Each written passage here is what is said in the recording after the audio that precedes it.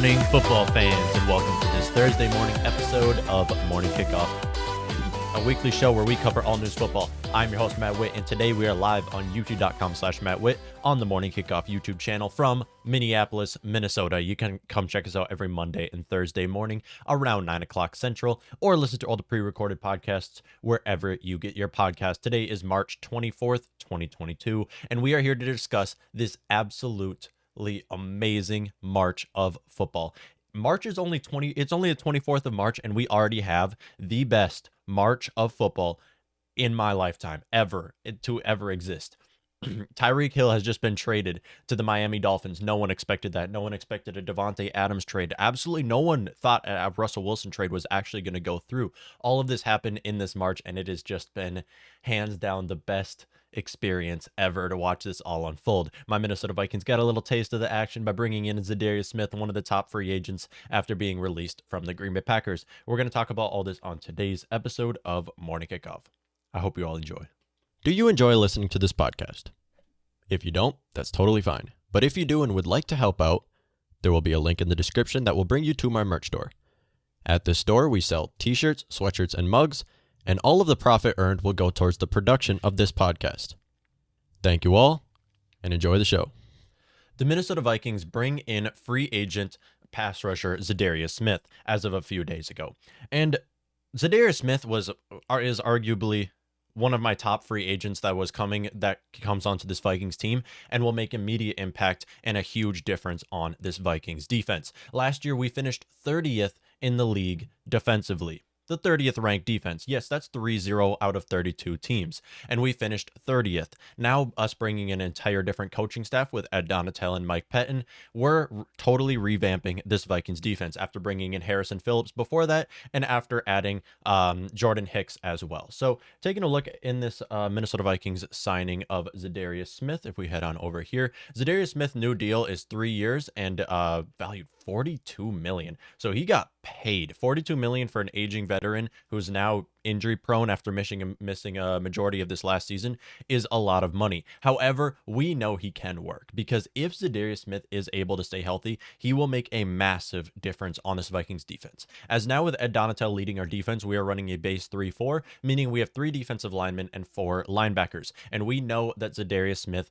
works well as an outside linebacker, as he was Pro Bowler twice with the Green Bay Packers as an outside linebacker. Now he got replaced by Rashawn Gary, and rightfully so, because he had an amazing season stepping up for Zadaria Smith. So Zadaria did miss a majority of this last season with the Packers, and we saw Rashawn Gary step in, and Preston Smith is also amazing. So we saw these pass rushers step up on this Packers defense, and hence why they had one of the top ranked defenses last year. On top of that, they added Devondre Campbell. So they really didn't need Zadaria, so that's the reason why they did release him.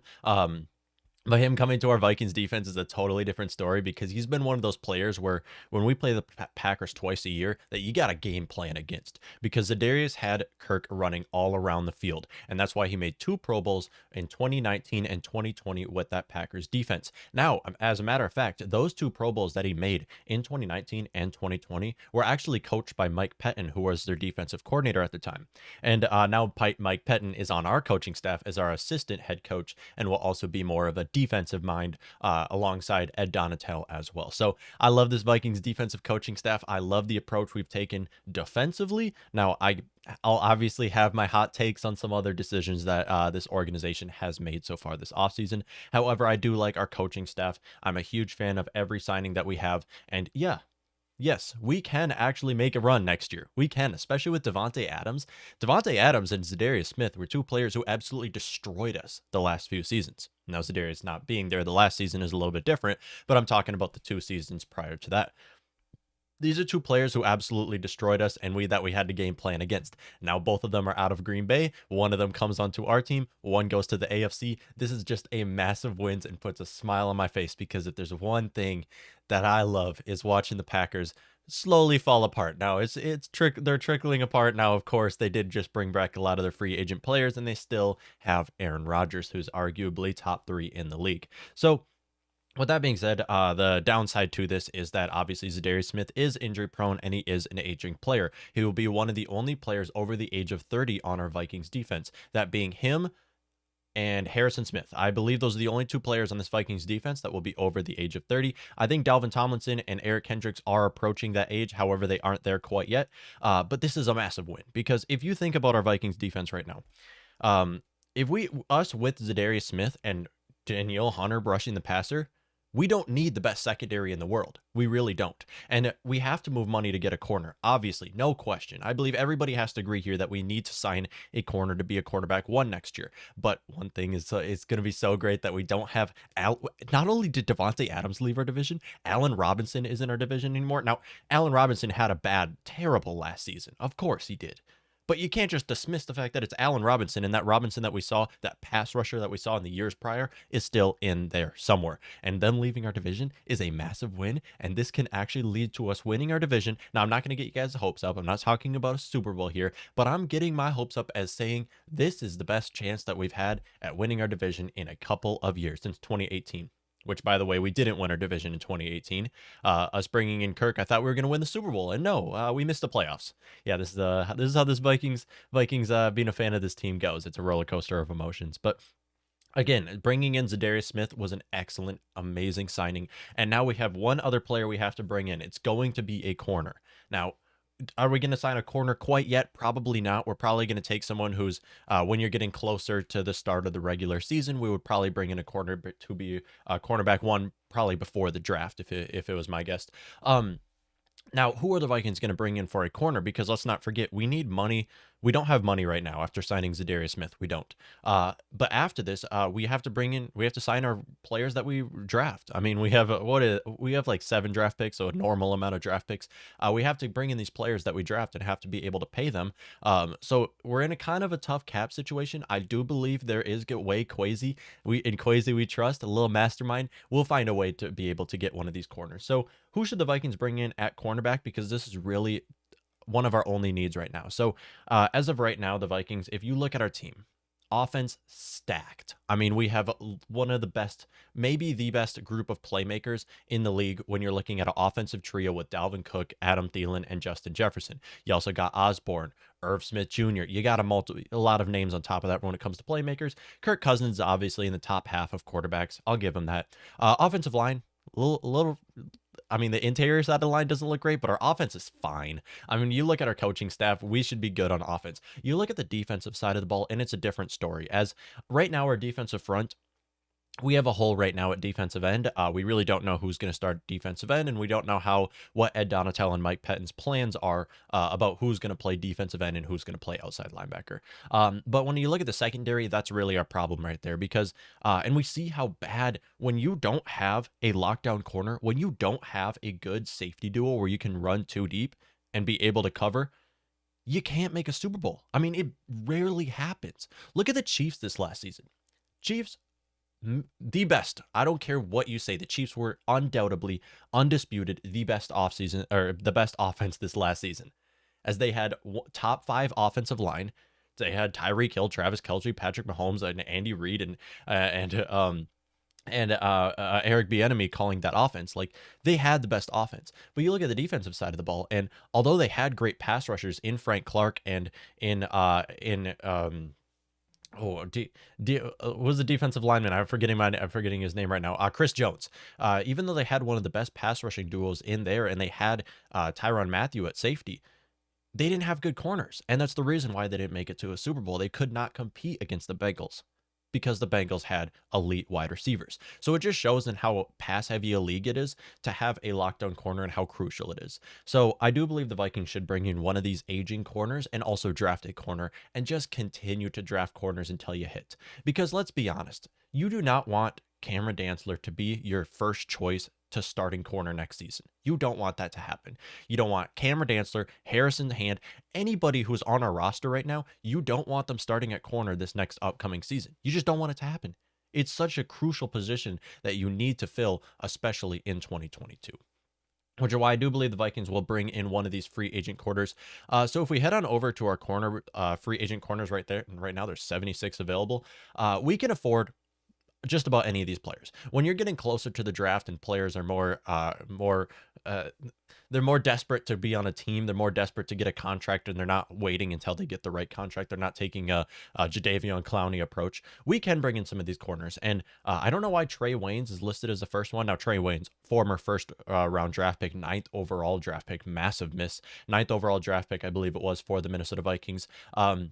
Is now a free agent after being released from the Bengals. We expected the Bengals to release Trey Waynes if they did not find a trade destination for him. Now, Trey Waynes coming back onto our team, I don't know if that's going to happen. He obviously has worked with Eric Kendricks and Harrison Smith in the past, but with that being said, we're an entirely different defense than we were a few years ago with Trey Waynes on our roster. I believe he was with us for 5 seasons, and now he's going to be going into 30s this next upcoming season, and we could bring him onto our team. Obviously, Stefan Gilmore is Stefan Gilmore, will never be as good as he was with the Patriots, but still can be our starting corner. Joe Hayden, another name that's been he's been one of the best corners with Pittsburgh for some time. Kyle Fuller, obviously formerly with the Chicago Bears, another player in our division that we could bring in. Also Akeem Hicks, another name to mention. As of right now, I'm against the Vikings bringing in Akeem Hicks. I don't like it. I don't. Although he could step in at defensive end and be great against the run, which is exactly what we need. We need to focus on the secondary here, which is why we should bring in one of these aging players. I really like Chris Harris, and I do like bringing back Patrick Peterson. I like these as options. Patrick Peterson, I believe he would come on veteran minimum. I honestly believe Patrick Peterson would come back to this Vikings team on veteran minimum. He likes playing here. He likes it. Why? I don't know. I can't tell you, but he likes playing for our team, and I love that too. I've been listening to his podcast and listened to a lot of his shows, and he covers a lot of Vikings news, and he does like this team, so he'll probably come here on veteran minimum. But really, any of these players I would actually be fine with. Obviously, Xavier Rhodes formerly being with our team, Trey Waynes also formerly being with our team, both first round draft picks. So I really am all in on the Vikings bringing in a corner in the first round or someone in the secondary. I would like Kyle Hamilton. Don't think he's going to be available. I just want one of these players to come onto our secondary who can make an immediate impact and step in day one. Now, with that being said, typically when you draft corners, when you take corners, they don't make a splash the rookie season. It just doesn't happen. It really doesn't. You look at the best corners in football. Look at Jalen Ramsey. Look at AJ Terrell. Look at James Bradbury. Look at all the best corners in the league.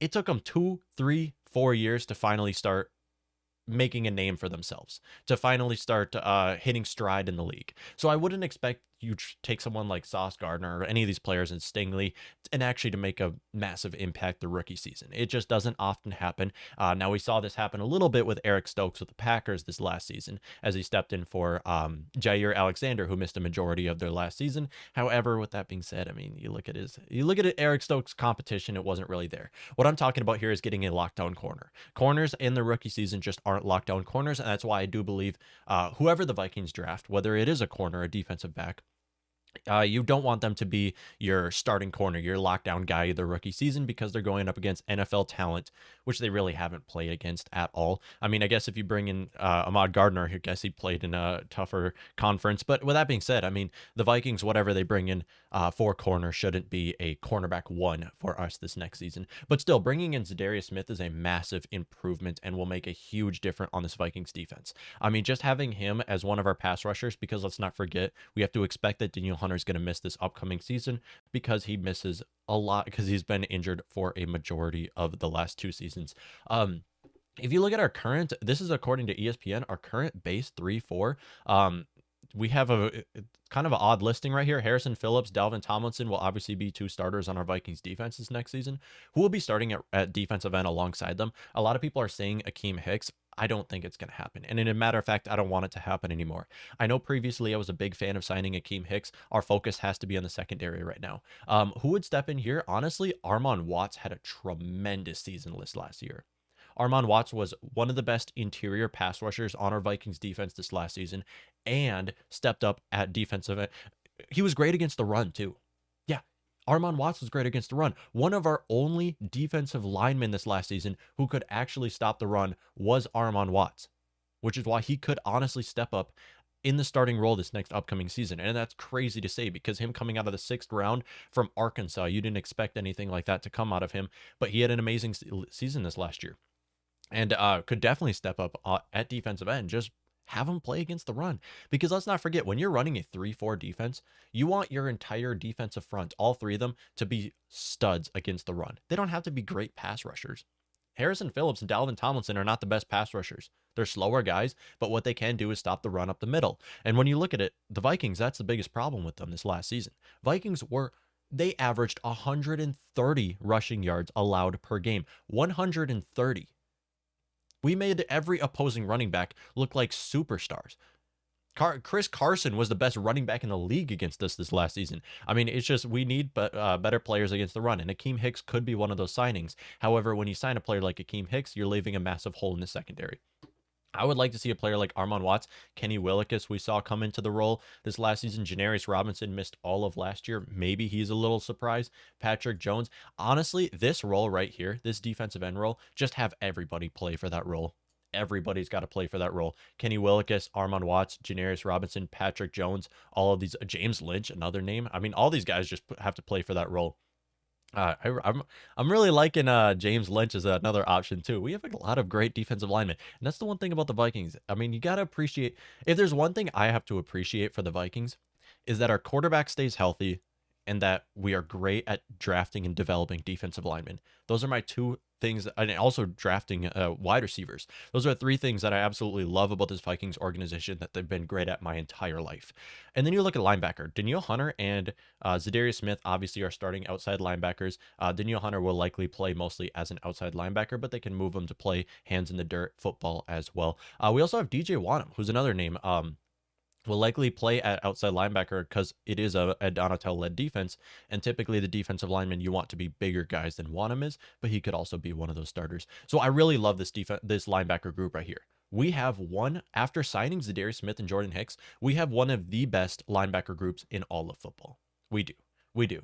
Jordan Hicks is a very underrated signing in free agency, valuable player right there. Eric Kendricks is obviously Eric Kendricks. Danielle Hunter, we all know how great Danielle Hunter and Eric Kendricks are. But signing Zadaria Smith, who's been an All-Pro and a Pro Bowler in the past, I don't think he was actually a first-team All-Pro though. But he's been a Pro Bowler in the past with the Packers, and him going up against Rodgers is gonna be so fun to watch. Not only that, but just think about it. Okay, you look at the division right now. We're such a terrible division, to the point where the Vikings can absolutely run with this division. I mean, look at the Packers right now. The Packers are in a situation where they have a huge hole on offense, and that's at the wide receivers and at tight end for the Packers. So really, Rodgers has nobody to work with. So if we're just rushing him all game long, he's going to force passes into double coverage, or just force passes to his rookie receivers or whoever he brings in. Maybe it is Julio Jones. I don't know. Julio Jones gets injured every year as well. So he's forcing passes to these players, and that's where we can get turnovers. That's where we can make a huge difference. And this signing just... It feels so good. I love Zadaria Smith coming to our team, and I love how happy he is to play here. Honestly, bring back Patrick Peterson. Patrick Peterson would play here on veteran minimum. We should bring back him, or if we don't, we can sign one of these other free agent corners. Anybody would be a fit on this Vikings defense. LGK DOC says Gilmore or bust. Listen, here's the thing with Stefan Gilmore. The Stefan Gilmore that we saw in 2019 with the Patriots, he will never be that Stefan Gilmore again. Let's not forget, the guy played with Tennessee beforehand, and I think he was a former first round draft pick, and didn't look so great. He looked kind of like a bust, but then him going to the Patriots made a name for himself, was a huge big name player. And then now he's kind of fallen off a little bit with the Panthers. But again, it's the Panthers defense. No one looks good on the Panthers defense. So I'm not saying that he's going to be a bad player if he comes onto our team. I'm just saying Stefan Gilmore might be a little expensive for us. And this is the same thing with J.C. Jackson. J.C. Jackson, who just had an amazing All-Pro, Pro Bowler season with the New England Patriots this last season. And him going into free agency was picked up by... Who picked up J.C. Jackson? I think it was the Chargers, if I can remember right. I just don't think he's going to have as great of a season as he did ever with any other team. I just don't think it's going to happen. AJ Green says, now the question is Sauce worth trading up for? I just hate moving up because it would cost a premium depending on how far we move up. I say sit and take best player available. I completely agree with you, AJ Green, here, especially with how deep of a cornerback class it is. If we don't get a player like Sauce Gardner, which likely won't happen, and I don't think it's worth it too with how much we'd have to give up to trade up, If we don't get a player like him, we could see Stingley fall. We could see one of these other big name corners fall to us, and I would be fine with really any of them. Or Trent McDuffie, or you also have Andrew Booth. Now, drafting him at 12th is a little bit of an overdraft. I'd like to trade down for him. I hate drafting players just based off of their position. However, you gotta value that in with also your draft pick. So obviously the Vikings need a corner, and if Andrew Booth is the top corner that's available, maybe don't take him at 12. Maybe you trade down. There should be some players or some teams willing to trade up for some of these top pass rushers as well. But again, I'm not like the smartest when it comes to like draft prospects and that. That's why I try to just give a little bit of a little bit. It's not like NFL players where I have my hot takes and stuff like that. But because when it comes to college, I typically just watch Big Ten and like SEC. I don't watch a whole lot of other like ACC and these other conferences with us. But another thing to mention, like this has been such an interesting March. This has been they talk about March Madness being college basketball. No, March Madness is NFL free agency, because this March has been mad. I mean, you look at all the signings that have happened, all the trades that have happened. I mean, unexpected trades. Like who thought who went into this offseason saying Devontae Adams is going to be traded and Tyreek Hill is going to be traded?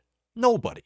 I mean, we didn't even think Russell Wilson was going to be traded, and then it just came by a surprise. Because why did we not think Russell Wilson was going to be traded? Because the Seahawks valued him a lot, and because the Seahawks said they weren't going to. And then they ended up trading him a few days after that. So this has been an interesting March and just such an eventful March, and I love it. Now, us signing Zadaria Smith felt great, but the one I want to mention here is just what happened yesterday, where the Chiefs traded away Tyreek Hill to the Dolphins. Now, a lot of people talk about this trade as, oh, the Dolphins won this trade. They got one of the best receivers in the league. And then you read the fine print, and it's like the Chiefs absolutely robbed the Dolphins. Like there's absolutely no way did the Dolphins win this trade. They did not, because the Dolphins traded for Tyreek Hill gave the 29th overall draft pick, the 50th overall draft pick, being two early draft picks in this upcoming draft. On top of that, they gave a 4th rounder, a 4th rounder, and a 6th rounder. So they gave up 5 draft picks, with 2 of them being in the top 50 to get Tyreek Hill. And not only did they just trade for Tyreek Hill, who I'll give him credit. I'll give credit where credit is due. Tyreek Hill's a top 7, top 5, possibly wide receiver in the entire league right now. And they did get one of the best receivers in the league. But when you look at the Dolphins, it really didn't make sense for them, because not only did they just gave up a lot for Tyreek Hill, but they gave up a lot for Tyreek Hill and made him the highest paid receiver in the league. They made Tyreek Hill, they gave him a bigger contract than Devontae Adams. Can you believe that? I mean, if you look at the top wide receiver contracts right here, if I show you, these are the top receiver contracts after the Tyreek Hill trade. Now, this is not me bashing Tyreek Hill. I just want to make myself clear. Hill is one of the best receivers in the league. He's arguably the best deep threat. Now, it's going to be a little bit of a question how he plays with Tua, if he's going to be as big of a deep threat as Stefan Diggs is, who's also in their division. Don't know if it's going to happen like that, because let's not forget, it's Tua. He doesn't have as strong of an arm as Patrick Mahomes does. But they gave him a $120 million extension. That's on a 5-year contract now, and that averages to $30 million a year. So the Dolphins just gave up 5 draft picks, with 2 of them being in the top 50, to the Kansas City Chiefs for Tyreek Hill, who's one of the best receivers in the league, and made him the highest paid receiver in the league. So the question is did the Dolphins actually get much of anything from this trade? Because when you make a trade like that, a blockbuster trade, make him the highest paid receiver, you're expecting to what? Win a Super Bowl out of it? Since when were the Miami Dolphins a competitor? They're absolutely not as of right now. They have an entire new coaching staff. We don't know how their coaching staff is going to look. We have no idea if Tua is going to be able to look good, because why? Because he gets injured every year. We don't know. Their backup quarterback is what? Teddy Bridgewater? I mean, who did they sign? They signed someone to be their backup quarterback, which was a great signing for them, because you have to expect that Tua is going to miss the entire upcoming season. And realistically, you don't know how this is going to look. Now, Tyreek Hill is going to make one of the best receiving duels with Jalen Waddle. Don't get me wrong. Tyreek Hill's going to be solid with the Dolphins, especially with his playmaking after the catch. I mean, Tyreek Hill might be one of the best deep threats, but if you throw a 2-yard pass at Tyreek Hill, he can turn that into a 60-yard play. Okay, I'm not bashing Tyreek Hill here. I'm just saying the Dolphins made a mistake by trading for Tyreek Hill and making him the highest paid receiver. Because here's the thing with the Dolphins. They have a lot of needs to fill here that they should have used those draft picks for. They could have used those draft picks for. All of this to just finish second in their division. They're not better than the Bills. They're not. As of right now, they aren't. Now they have don't get me wrong, that okay, they have some solid pass rushers on that team. And their offense is not terrible. But when you look at the core pieces, we don't know how their coaching staff is going to look, and we don't know how their quarterback is going to look. It's a toss up in the air with the Dolphins right now. It's a complete toss up in the air. We have no idea how their team's going to look. And them adding Tyreek Hill is going to obviously, like I said, Tyreek Hill's amazing. I'm not bashing Tyreek Hill. I'm just saying the Dolphins did not win this trade. I see a lot of people on Twitter, a lot of people on Instagram talking about how great it was for the Dolphins. And then you look at them now and they just spent all of their money on one player who's not a quarterback, who's going to probably not be the entire difference maker between them winning their division, winning their conference, and missing the playoffs. I do believe the Dolphins will make the playoffs this next season. I think they're going to finish second in their division behind the Bills and will likely make the playoffs, maybe one and done. But best case scenario is going to be around a divisional round in the playoffs. Now, obviously, it's just March right now. Like, we have no clue. This is me making an early prediction for the Miami Dolphins. But if the season were to start today, I just don't see a case where the Dolphins can make a Super Bowl out of this Tyreek Hill signing. I just don't think it's going to happen. Plus, Tyreek Hill's not worth the highest paid receiver of all time. He just isn't. He's not the best receiver in the league. Devontae Adams, he shouldn't have got a higher contract than Devontae Adams, and shouldn't have got a higher contract than DeAndre Hopkins. Now, I feel like this is an objective statement right here. This is not me trying to be like biased. This is not me trying to like my personal opinion. I just don't think Tyreek Hill's not better than Devontae Adams. I mean, you can argue better than DeAndre Hopkins, but he still shouldn't be making more than $25 million a year. He's a wide receiver. He shouldn't be making that much. Now he's going to make a great wide receiver duo with obviously with Jalen Waddle. Now you look at the Chiefs situation, and it's a little bit different where the Chiefs are in such a good position. They're in such a good position. If you look on here, we'll head on over here. The Chiefs have a lot of spending now. Yeah, the Chiefs, who have some of the highest paid contracts, being Patrick Mahomes, Chris Jones, Orlando Brown, Frank Clark, and Travis Kelce. These contracts are massive. You can throw Joe Thuney in the mix as well. They have some of the highest paid contracts in the league and have this much spending to use. They're probably going to use that spending on defense. I'd expect them to use it into the secondary. They obviously might bring Tyrann Mathieu back. They have that decision if he wants to play there. They also can bring in Julio Jones. They can bring in some of these corners. But the biggest win is obviously the draft picks that the Chiefs get from this trade, because the Chiefs desperately need wide receivers right now. And this is an early prediction. I know it's a little soon, but I'm predicting right now that Travis Kelce will be the first tight end to ever get 1,500 receiving yards in one season. I'm making this prediction on March 24th of 2022. I'm making this prediction today that Travis Kelce would be the first tight end ever to rack up over 1,500 receiving yards in one season. And I believe that's going to happen right now with them getting rid of Tyreek Hill as of yesterday. So, I mean, Travis Kelce, by far the best tight end in the league. Future Hall of Famer, one of the best, I believe, behind Gronk. And behind, I give him third best tight end of all time right now, and he does have a chance on making a case for himself as the best of all time, depending on how the rest of this goes. We don't know if he's going to pass up Gronk there though, but still, I mean, again, it's Patrick Mahomes. Like he's going to make whatever receiver works. If they use that 29th overall pick and that 50 overall pick, they also pick 30th overall. If they just draft and load up on receivers, they make everybody look good. Demarcus Robinson is a household name because of the Chiefs. McCole Hardman, household name because of the Chiefs. They got a guy by the name of Pringle. Everybody knows who he is because of the Chiefs. They make everybody look good. They don't need Sammy Watkins on their team anymore. They don't need Tyreek Hill on their team anymore. They just need whatever wide receiver they can find off the streets, and they're going to look great on the Chiefs because it's the Chiefs offense. Plus, players will take pay cuts to play for them. Julio Jones might take veteran minimum to play for Patrick Mahomes and finally get a ring because, God, Julio Jones deserves a ring. He deserves a ring so bad. He deserves a ring. And no, they should not have Juju as their starting wide receiver. Their wide receiver one, I mean to say. He shouldn't be their biggest target, their second biggest target this next season behind Kelce. Shouldn't be Juju. It shouldn't. They should bring in another free agent wide receiver and obviously load up on receivers in the draft. And I believe right now, as of this trade, the Chiefs have 13, 14 draft picks in this next upcoming draft. Like, they're playing their cards perfectly. They're playing their cards perfectly. And I've mentioned that I said this a few years ago. I said, if the Chiefs don't win a Super Bowl, or I said this just last season. I said if the Chiefs don't win a Super Bowl in the next 3 years, they're screwed. As of right now, it's looking like they're going to continue to run for a Super Bowl. They're going to continue to go for it. Despite Patrick Mahomes making a ridiculous amount of money, they're still going to make a run. Why? Because they're playing their cards correctly. It's just a great move when it comes to them. It's a great move. Fire Knee says the Chiefs getting Watson, wide receiver, out of the draft. Oh, they can get whatever wide receiver. Like when it comes to the Chiefs, they don't need to trade up for a wide receiver. They can just stay at their spot and then just take whoever. Because if there's one thing I know about this receiver class, like I said, I might not know the best when it comes to these upcoming draft picks and when it comes to college scouts. But one thing I do know from watching that NFL Combine, everybody in this draft class is fast. Every wide receiver in this draft class runs a sub 4.5. And that would work perfectly under the Chiefs offense where you have where you just fill in for Tyreek Hill's role. Tyreek Hill did two things. He did two things for the Chiefs.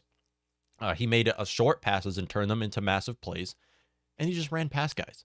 That's all Tyreek Hill did. And that's what it looks like in this upcoming draft. You can get a player that can do that in the second round. Now, obviously, they're not going to make a Tyreek Hill impact in the rookie season. Probably not. But again, I mean, I expect the Chiefs make everybody work. I mean, Demarcus Robinson, Mecole Hardman, this Pringle guy. Do I have to keep going on? Everybody, every wide receiver looks great on that Chiefs offense. Everybody looks good on that Chiefs offense.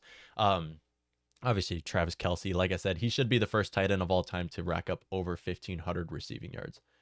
And people talking about the Dolphins winning this trade. How many Dolphins fans are there? Are they just loading up on Twitter? Are they just loading up on Instagram? Are they an entire rally right now? Because I don't see in any case how the Dolphins won this trade. As even with Tyreek Hill, they're still not the best team in that division. They really aren't. After making Tyreek Hill the highest paid receiver of all time, when he doesn't even crack the top 3. And that's a I know that might sound like a heavy statement, but I believe as of right now, there is no question Davante Adams, Justin Jefferson, and you can interchange who the third best receiver in the league is. I guess you can interchange that. Like I guess you can say Tyreek Hill over like DeAndre Hopkins over AJ Brown over some of these receivers. You can argue that. You can. But I believe as of right now, you look at the last few seasons, or the last 2 seasons, Davante Adams and Justin Jefferson are the undisputed 2 best receivers in the league right now, which is why this is actually going to really impact the Justin Jefferson when we have to extend him after the season. Now we're back onto this Justin Jefferson contract, because one thing, all Vikings fans are on the same page here. When we say after the season, we have to focus on bringing Justin Jefferson back and making him one of the highest paid receivers in the league. He's young, he stays healthy, and damn, is that guy elite. I mean, Justin Jefferson is, like I said, he's undisputed top 2 receiver in the league right now. Him and Davante Adams are playing for the top receiver in the league right now. And when you look at this Tyreek Hill contract that we just saw the Dolphins sign, we'll head back on over to this. Tyreek Hill making $30 million a year. Davante Adams making $28 million a year. These are 2 trades that happened in this offseason. One traded to the Dolphins, made him the highest paid receiver. One traded to the Raiders before Tyreek Hill was the highest paid receiver in the league and in NFL history. And this is going to impact Justin Jefferson's value a lot, because you're looking at teams and you're seeing this trend ever since the DeAndre Hopkins signing, where it's much more than what was next, Keenan Allen, Mike Williams contracts. You're seeing this a lot more around the league, where teams are valuing wide receivers more than ever before. More than ever before. It's not just about the quarterback, it's about who the quarterback is throwing to. And you're seeing this going on around the league for the last few seasons. And this is what we're going to see happen with Justin Jefferson, because obviously Justin Jefferson is going to get a similar contract to one of these top ones.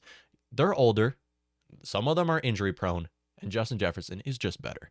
So he's going to get a close contract with these top 3. I'd expect him to get a Tyreek Hill money, because if you just look at it right now, I mean, you're expecting that the Vikings will have more caps spending this next season.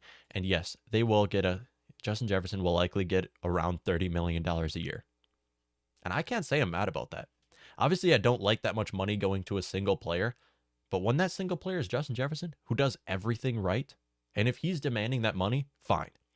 And I have no problem with players demanding money. You know, I hear a lot of people talk about how, oh, why would you demand $30 million? Why don't you take a pay cut to help up your team?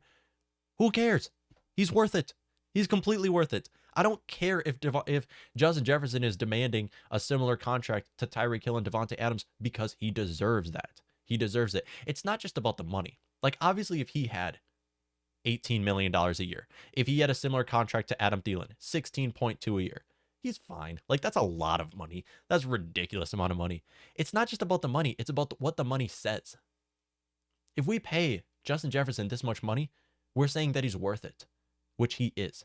And Justin Jefferson completely changed this Vikings team.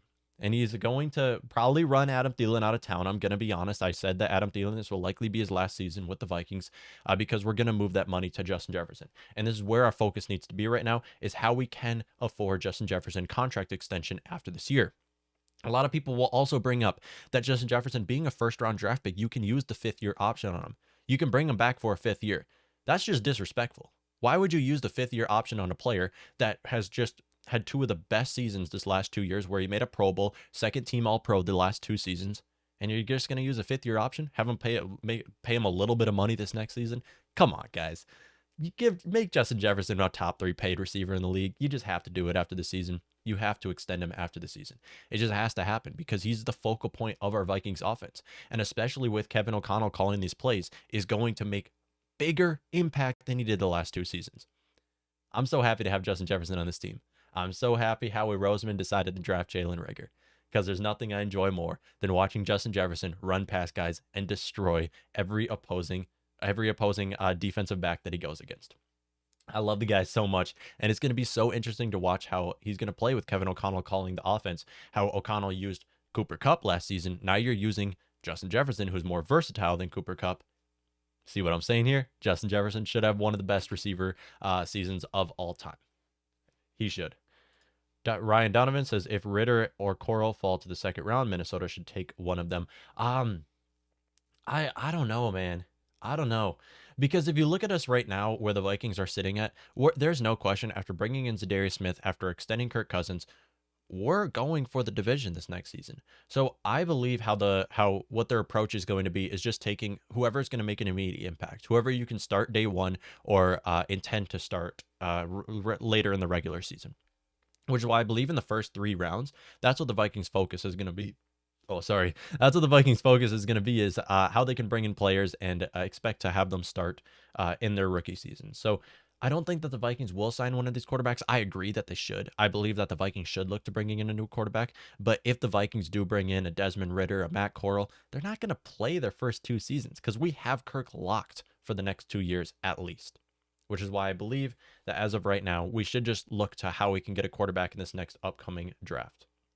But I love the idea of bringing in Sauce Gardner. And I like to see how many of you are on page with the Vikings bringing in a cornerback, because it's a desperate need for the Vikings right now. We see how important it is to just have a lockdown corner in the league, and that's all I want my Vikings team to have, because we haven't had a lockdown corner since Xavier Rhodes' second or third season in the league. It's been a long time since we've had a lockdown corner, which is exactly what the Vikings need to do. I know Sauce Gardner said that he wants to be one of the best corners in the league his rookie season. Spoiler alert, that's not going to happen, because we never see rookie quarterbacks have as big of an impact as, like, obviously one of the best corners in the league. Like I mentioned this earlier, how you look at all the best corners in the league, they didn't start hitting stride. They didn't become a lockdown corner until their 3rd, 4th season in the league, which is really what the Vikings are looking for here. I would love to have someone who's an immediate impact. It just typically doesn't happen, which is why I've talked about how the Vikings should bring in some of these free agent corners, because, wow, there are a lot of free agent corners still available. I know we missed out on a lot of these top corners in free agency, but there's still a lot of available free agent corners. Obviously, Trey Waynes and Xavier Rhodes are free agents, and Patrick Peterson, who've been previously with the Vikings and can work on this Vikings defense. On top of that, you have bigger name players like Stefan Gilmore, Joe Hayden, Kyle Fuller, these type of players. But really, any of these players could come onto our defense. I really like Chris Harris as well. A lot of these players can come onto our defense and make a big impact on our team. And that's what I'm looking for here, is how we can sign one of these defensive backs and how we can try to run with this division next season. Now, obviously, you still have the Packers. The Packers might have traded away Devontae Adams, but they're still arguably the best team in this division after they bring in some of these free agent wide receivers. I just think it's going to happen where the Packers continue to reload and try to run with this division next year. And the Vikings, we really don't know what to expect. We're expecting that we have one of the best offense in the league, but you look at the defensive side of the ball, doesn't look too hot, especially when you get some injuries that we're going to have. I mean, Eric Kendricks, even Zadaria Smith, who we just signed. Obviously, you have Danielle Hunter, who gets injured every year. Like, these are players who you have to expect to get injured. It doesn't look great on the defensive side of the ball. And although we did improve in the offseason on defense, just don't see us still being one of the best defenses in the league. I don't even see us being in the top half of defenses in the league, even after the Zadaria Smith signing. But let me know what y'all think. How do you think this Vikings defense is going to look in 2022? Because I have very low hopes for this Vikings defense, especially coming off of that season that we just had, where we lost a lot of our starters. And now going into this next season, yeah, we added 3 new starters in defense, but we still have massive holes on this team that we simply can't fill because of our cap space. So let me know what y'all think. But yeah, that's going to wrap up this episode, this March 24th episode of Morning Kickoff. I hope you all did enjoy tuning into this show. If you did, be sure to rate and subscribe to the podcast for more Minnesota Vikings and football around the league, football-related content. Thank you all for tuning into this episode of Morning Kickoff. Skol Vikings. Have a great day.